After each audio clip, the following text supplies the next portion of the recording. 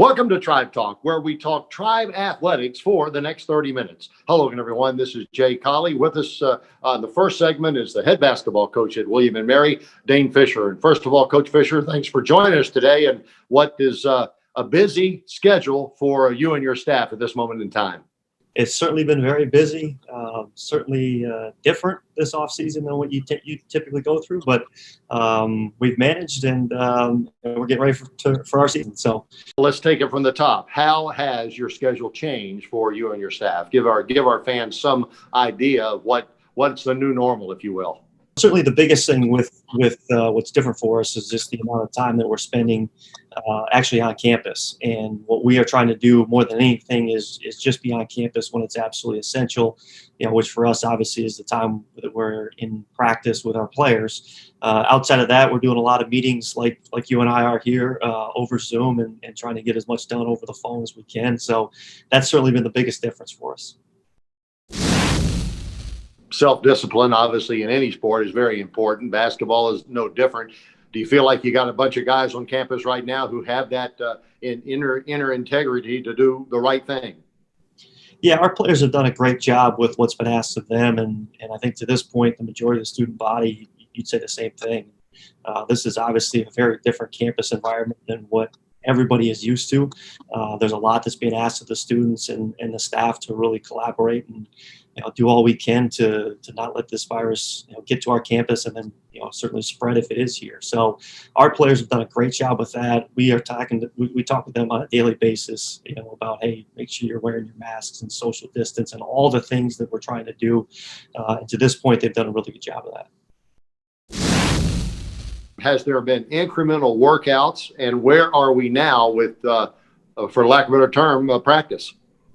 Yeah, we had a phased-in approach here as we returned to campus, and that was for a few reasons. The first reason, obviously, is COVID, and making sure that we had all the necessary protocols in place to make sure that we were really safe in our workouts, that our athletes were safe.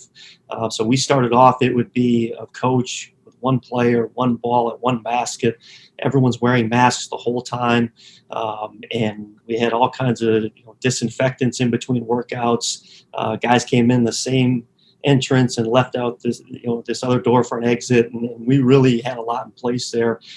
The other part of it was this was such a long off season for our players, and a lot of them didn't have the same type of gym access or weight room access that they would typically have in an off season. So there's a physical return to play component that was important as well. And we went from our phase one, which was what I just described, to phase two, which allowed us to have small groups in the gym together and passing the ball and that kind of thing. And we've actually worked our way into phase three here, which is full on practice now. And it's been great to get back out there and compete. And I know the guys have really missed playing basketball and build our team. And the thing that we have maintained through this is just the safety measures with COVID. And our guys are wearing masks all the way through, and coaches are wearing masks, and making sure we social distance anytime we kind of get together as a group. So there's been a lot to it, but it's going really well for us at this point. If the guys came back a little rusty, expected because of the lack of potentially playing basketball this summer a great deal, what aspect has been the most rusty, and have you been pleased with some of their guys' abilities as they come back after a period of not playing?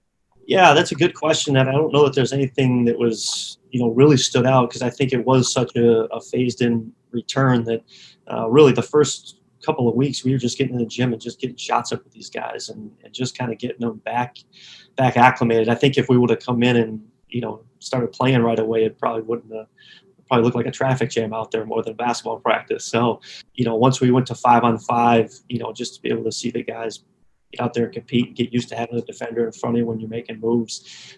We probably threw the ball around a little more than you'd like to in a typical practice, but that's not abnormal this time of year.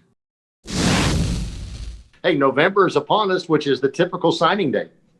Yeah, the recruiting was very different this offseason. The two major differences are that we were not able to go out and see anybody this offseason. So starting in April and all the way through to where we are today, we have not been allowed to leave campus to go to go evaluate kids.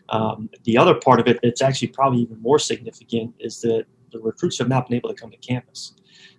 So over the summer and into the fall here, we were doing all of our recruiting virtually, a lot of Zoom calls, a lot of phone conversations, text messages, and all that stuff. And we're very fortunate to get to where we are in recruiting at this point, and we're really excited about the guys we've been able to target. But it was a very different process.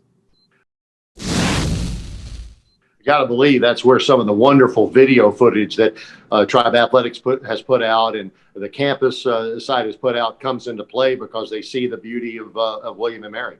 Yeah, absolutely. I think that it's a credit to the people working here together, whether it be the videography staff or just our group of coaches. Our assistant coaches did an unbelievable job, and really where we got to in recruiting with a lot of guys, as I said, Coach, so the only thing I don't have a feel for are just the people that I would be playing with. And, that's a great testament to the amount of information we were able to get to them, that that was the only thing that they felt like they couldn't experience. So, that certainly helped us as we navigated that. Are we ready to announce any kind of a time frame for the first game or the schedule? So the NCAA has come out and said that the first game can be played on November 25th. The challenge for all of us right now is that a lot of our schedules are kind of thrown out of whack. So everybody's kind of working together to try to figure out what is our actual schedule going to look like, both non-conference and conference-wise. We're hoping to have those answers here in the next few weeks, month. But we do have a start date, which is great for us. Thanks, Coach, and continued success, and we appreciate your time today.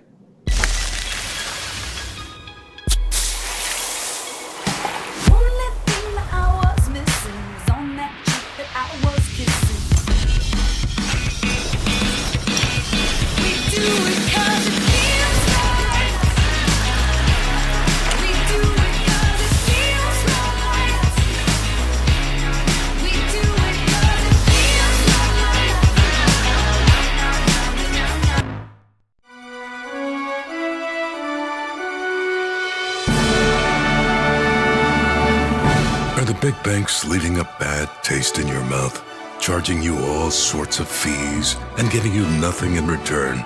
Open a Langley Bay's checking account and you'll earn 10 cents every time you use your debit card. Get your paycheck up to 3 days early and avoid those nasty fees. Now that's a sweet account. Call us or visit a Langley branch to open an account today. Today's brands need to activate their marketing budgets to engage consumers locally where they live and shop. Local events across the country are seeking relevant sponsors and partners, and retailers are always looking for ways to increase store traffic and dollar sales. Bring all parties together and, well, BAM! Brand Activation Maximizer, or BAM, is a proven, one-of-a-kind software platform that connects brands, events, and retailers. It provides brands with unique opportunities to reach consumers, while helping events grow bigger and better. And best of all, BAM gets proven sales results by taking retailer interests into account. We've already successfully optimized more than $200 million in sponsorship to date, featuring some of the world's biggest brands and events. Yours could be next. BAM! It's that simple.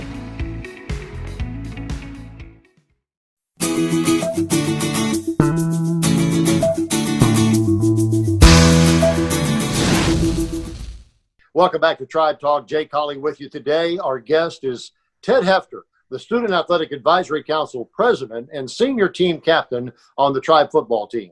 Ted represents the Student Athletic Advisory Council, which is a group of students from each of the varsity programs who help serve as liaisons between the athletic departments and the programs. But it's a very important role, and thanks for being with us today. Absolutely. Thanks for having me. Without a doubt, there may have never been a more appropriate time for a group of young people to have the opportunity to be leaders. Can you talk about what that means to you and what the vision is for the SAC in the coming year? Yeah, so we're really seeing an opportunity here from COVID-19, and we have less practices, we don't have games, we're spending way more time with this extra energy space where student athletes sometimes lack. And what we're trying to do with SAC is use some of that energy in the right ways and put it towards some initiatives and trying to make some positive change in our athletic departments and communities. And like you said, COVID-19, massive social justice movement going on right now. There's never been a more important time to have our best student athlete leaders at the forefront. And that's kind of our mission right now, is to take advantage of the time that we're living in. And we're doing it right now. We're getting going with a lot of initiatives. We got some new members in SAC. We got a new faculty advisor, Daryl Blackstock, who's come in with a ton of ambition. And we're just looking to represent the student athlete body and make sure that we represent our communities and student athletes as well as we can. One of the initiatives we've seen come through the athletic communication channels is the Register to Vote initiative. Ted, what can you tell us about and how this came about, and what exactly does that mean? Yeah, so, just given the time every 4 years with a national election, it was obviously something that we were going to make sure we did as leaders in our student athlete body, to make sure we were educating our student athletes on registering, making sure that teams make it a priority to do so. Coach Blackstock has played a big role in that, making sure that he drops into each team's Zoom meetings and whatnot to make sure that gets done.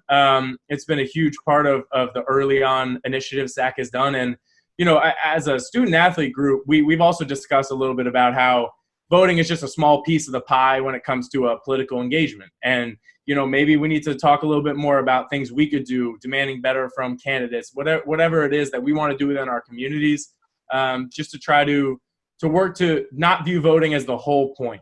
It's just a small part of it, but it's definitely something that's extremely important. And I will say football hit 100%. So we are feeling good there. That's wonderful. And the department, how are we doing department wide? I think we're getting very close, and there might be a good announcement somewhat soon. One of the many challenges that are associated with the worldwide pandemic of the last few months has seen nearly unprecedented conversations around social injustice, and Williamsburg has been no exception. Ted, you played a prominent role with your leadership, along with many other of your fellow teammates and student athletes, in leading these discussions. Could I ask you to share some of the initiatives that you have been part of recently? Yeah, I've been working a lot with Felicia Hayes, our new diversity and inclusion chair, leading protests in Williamsburg, and there's a lot of goals that come out of that. One of the big ones is to just educate community members on what is going on in our country and the conversations that we need to be having. And it's also to make sure that we amplify voices that feel silenced, and making sure that we are allies in the process of kind of bringing to light issues that have been silenced in the past. So that's been a big part of my work. And we've also worked with a lot of other schools, especially in the area. Me and Felicia had a contact with a CNU SAC rep, and we ended up having a walk at Norfolk State with 6 different colleges in the 757 area. It was very powerful. We had school presidents there, many faculty members from William & Mary. And that was a great way for a community to get together and have the conversation we need to have, as well as standing by Black brothers and sisters' side who are going through a tough time right now with murders of George Floyd, amongst many others. Ted, as you realize, obviously, athletes are respected. They get a lot of attention. You have an opportunity to make an impact. Have you had some negative comments that you've had to kind of overcome and get by during the process of the social injustice marches and such? Yeah, absolutely. And as any justice movement or social issue, you're going to have backlash. And that's something that, as a white male, I really never experienced in my life until I started to get involved with Felicia and a lot of the other people who spearhead these movements. And it's been eye-opening for me. And that's one of the biggest parts for me is it came down to education and experience. It came down to seeing outside of my bubble of being a wealthy white male in America. And that's been a huge part of the past few months for me, trying to get as much as I can out of this experience where we have a little more time on our hands. I can't believe I'm introducing this question on a lighter note, but on a lighter note, how has the pandemic affected football practice, and how are you coming along for the next season? Yeah, we're getting into practice now. We're starting to throw some routes on air. You know, we're not doing anything big with scrimmages or too much close contact right now, but we're working hard. I can tell you that, and we're doing a lot more Zoom meetings than anyone ever would have expected in the world. But we're gonna start getting ready for the spring season, and we're really excited. Thanks, Ted, for your time. Ted Hefter, a team captain on the William Mary football team, and he's a member of the Student Athletic Advisory Council. Such an important role that he does here for us, and we appreciate your time, Ted, and continued success. Absolutely. Thanks so much.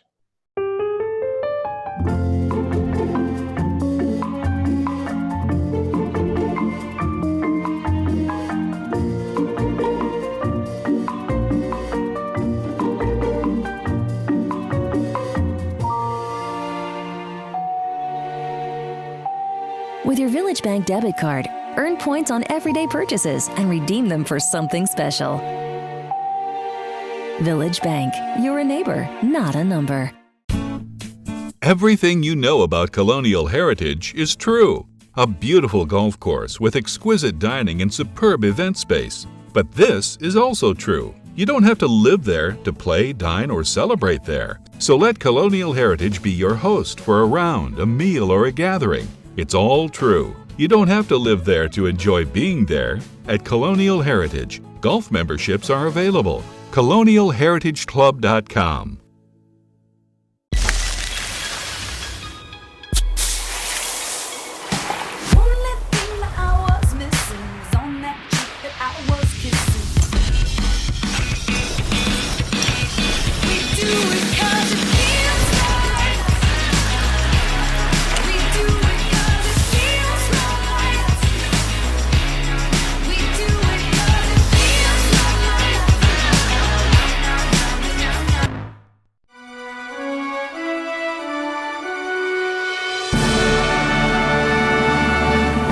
Are the big banks leaving a bad taste in your mouth? Charging you all sorts of fees and giving you nothing in return?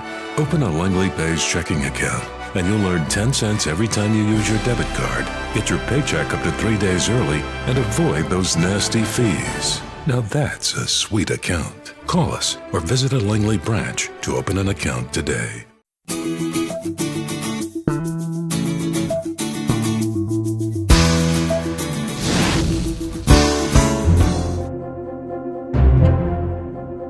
The Tribe Leader of the Week, presented by the Virginia Lottery, recognizes exceptional William & Mary student athletes for their contributions as leaders in the classroom and the community.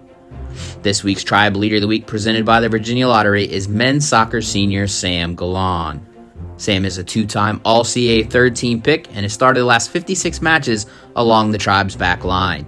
He was also the recipient of the Krapel Scholarship, named in honor of former Tribe player Andy Krapel, who lost his battle with cancer in 2009. Along with being a leader on the field, Sam is a standout in the classroom, majoring in business analytics. He's a 3-time Provost Award winner and a member of the Dean's List. Over the summer, he had a consultant internship with the Busey Group in McLean, Virginia. In the community, Sam and the men's soccer program work with child development resources, including the organization's 5K fun run and auction.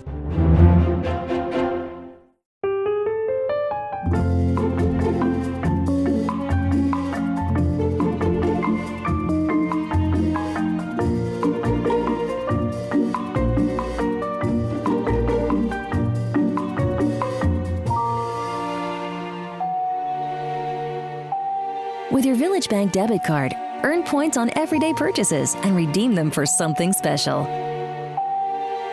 Village Bank, you're a neighbor, not a number. Everything you know about Colonial Heritage is true. A beautiful golf course with exquisite dining and superb event space. But this is also true. You don't have to live there to play, dine, or celebrate there. So let Colonial Heritage be your host for a round, a meal, or a gathering. It's all true. You don't have to live there to enjoy being there. At Colonial Heritage, golf memberships are available. ColonialHeritageClub.com. Today's brands need to activate their marketing budgets to engage consumers locally where they live and shop. Local events across the country are seeking relevant sponsors and partners, and retailers are always looking for ways to increase store traffic and dollar sales. Bring all parties together and, well, bam! Brand Activation Maximizer, or BAM, is a proven, one-of-a-kind software platform that connects brands, events, and retailers. It provides brands with unique opportunities to reach consumers, while helping events grow bigger and better. And best of all, BAM gets proven sales results by taking retailer interests into account. We've already successfully optimized more than $200 million in sponsorship to date, featuring some of the world's biggest brands and events. Yours could be next. BAM! It's that simple.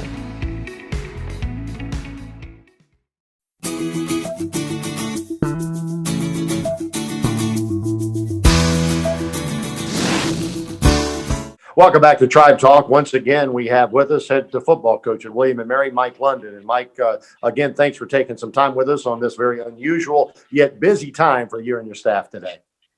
Good to be with you, Jay. I'd love to talk football with you anytime, and look forward to having a dialogue with you now.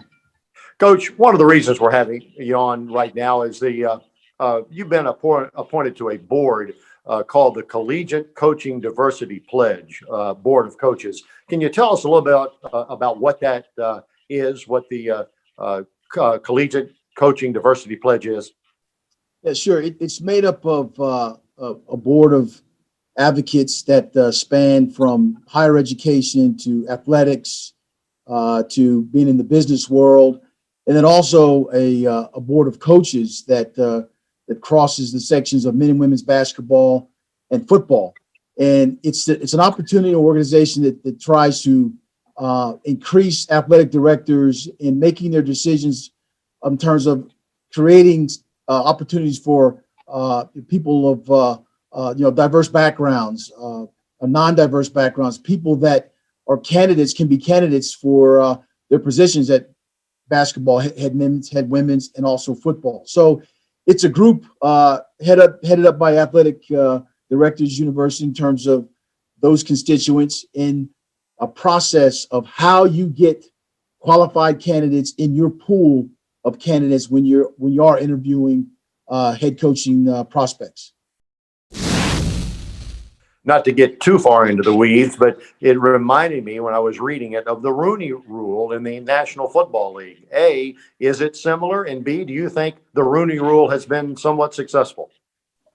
I can't speak to all the merits of the Rooney Rule. I do know that with this pledge from the athletic directors, and hopefully as it trickles down to head coaches and hiring assistants, the pledge is not particularly necessarily based on race, because then you get into affirmative action issues with different HR components with different schools. But it talks about having a representation, for coaches, head coaches, when your teams are underrepresented in terms of, society at large. So it's geared towards trying to get, like I said, diverse backgrounds, a pool of candidates that have been traditionally underrepresented in terms of coaches of color in men and women's basketball and football. So try to stay away from the affirmative action part of it, but also the need for coaches that look like some of the players that are playing on our teams. Coach, how were you asked to be on the committee? Can you give us a little bit of a scenario there? I've been doing this for a while, Jay, and I've had a chance to go through the interview processes with athletic directors, with search firms, talking to different groups and organizations, and just over the course of time, hopefully having demonstrated myself as a person that has shown the capacity for wanting to help others who've helped me, and then having a chance to pay it forward. So I was approached along with several other coaches that are on the board of coaches, so to speak, and I accepted this challenge or this opportunity because you're looking around not only with COVID-19, but you look around at a lot of the social issues that have gone on. You're looking around at the programs in and around the country, men and women's basketball and football, of the makeup of their head coaching. So I'm elated and ecstatic about having a chance to have some input and be collaborative with a bunch of other coaches and administrators that are well respected in this field. Very curious, Coach. Obviously, most head coaches are assistant coaches at some level. You started your career here at William and Mary, to some degree, certainly. You've had several high-profile head coaching jobs, very successful on many levels. Did you give thoughts to hiring minorities when you were hiring your assistant coaches? Well, absolutely. Number one, you want to hire the best coach or the best coaches that fit your mindset, the standards, things that you're trying to impart amongst the players.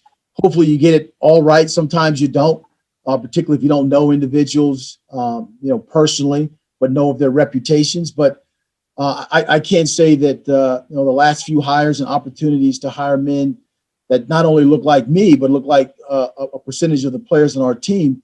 That number one, they're good coaches. They're men of character. They're men that do things the right way. And to be a part of a staff that we have here at William Mary, I have a Vincent Brown is an African American coordinator on defense. I have 3 other assistants that are minority coaches, and then I have a great staff of the Christian Taylors and the Bull Rebels, and guys that that are not minorities, but they're still good football coaches, and they make up the core of this program. Having like-minded people that believe in the same values come together and then try to espouse those values on the players that we're responsible for. Is it a voluntary thing for the several Division I athletic directors to sign? Yeah, it is voluntarily. That obviously there's a board of advocates that was just released here recently that made their commitment public. And so if you kind of take this and look at it like a game, we're in the first half of the first quarter and starting out. And there will be other, through the Board of Advocates and the Board of Coaches, reaching out to athletic directors to see if they would join in the pledge to make the quality of their pools more diverse. But, I look forward to working with the other Board of Coaches that have been listed and come up with a collaborative aspect of how you can deal with a lot of really good candidates in the pools of these head coaching positions. Thank you very much for your time today. Continued success on the football field. I'm not even going to ask you for an update on when the Tribe's going to play football, but we all just can't wait. Coach London, thanks a lot for your time. Thanks for having me, Jay. Take care.